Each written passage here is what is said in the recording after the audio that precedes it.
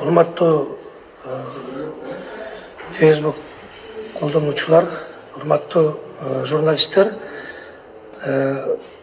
сиздерге Асел Кадырбекованын ден соолугу тууралуу маалымат берип коеюн дедим. Себеп дегенде бир күндө аябай көп телефон чалуулар болуп, биздин иштеп аткан ишибизге чолтоо болуп атат.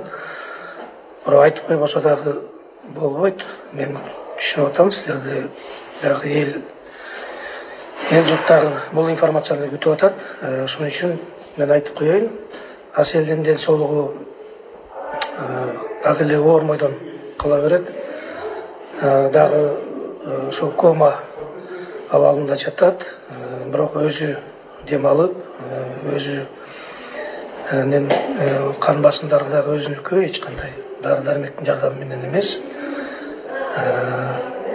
Бүгүнкү күндө кичине болсо дагы жылыш бар, бирок абалы баары бир оормойдон кала берет. Мындан ашык информация бере албайбыз. Калганын өзүнүн туугандарынан сурап алыңыздар. Бизге телефон чалып, убактыбызды албасаңыздар суранабыз. Рахмат.